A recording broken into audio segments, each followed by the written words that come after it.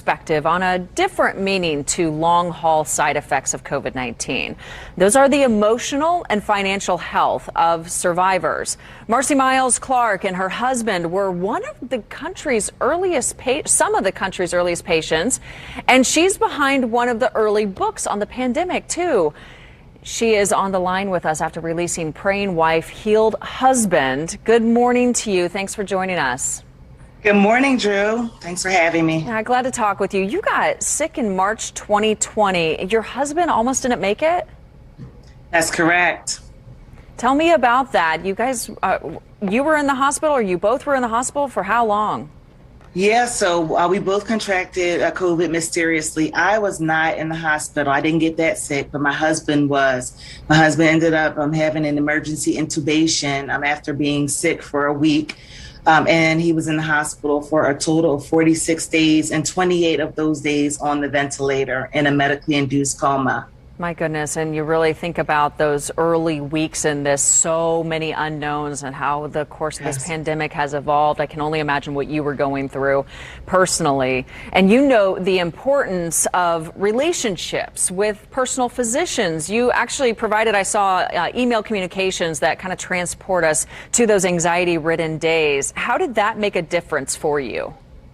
Yeah, having a relationship with a personal physician was everything, Drew. My husband's personal physician saved his life, literally. Like I said, he was actually sick for about a week or so with just, normal flu-like symptoms, but he had a really bad cough. And so it was a recommendation of his personal physician to keep an eye on him. And basically, if he got sicker, within that time period, he wanted me to take him into the ER to get a CAT scan, just to evaluate his lungs. And that was what we did. And he called ahead and opened up doors for us to actually go into the ER. And my husband ended up having an emergency intubation 45 minutes from the time that he arrived.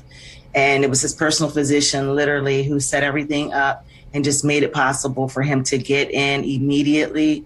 We had no idea he was in lung failure, so timing was everything, and that relationship with that personal physician was just a lifesaver. My goodness, yeah, you weren't just a number, you were people and known personally. Yes. You are a licensed insurance consultant, so you stress the need for good health and living policies.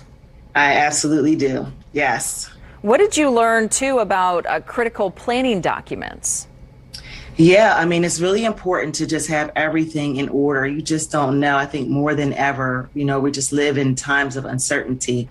And so it's really important to just have all of your documents together, your living wills. You want people to know if you get really sick, like my husband did, do you want to have end of life measures? Do you want to be resuscitated? All those good things. You need to communicate your wishes. You need to have a power of attorney. If you become incapacitated and you're unable to make your own decisions, you need to have somebody appointed to be able to make those decisions for you. You need to just have what I call your last will as well. You need to convey those wishes. Do I want to be buried? Do I want to be cremated? How you want to have your funeral services laid out, your assets, all those things are just so important, probably now more than ever, because we just see, the world is just changing, and there's just so many people just dying and getting sick in record numbers that I think it really has hit home for folks that today or tomorrow is really not promised. And it's so important just to have our financial houses in order now more than ever. And no matter your age, because you do not appear to be of an age that would, be top of mind, but what powerful perspective to keep in the forefront. Marcy Miles Clark, thank you so much for your time. And again, the book is Praying Wife, Healed Husband. You can find that and learn so much more about their story. We thank you again. Thanks for having me.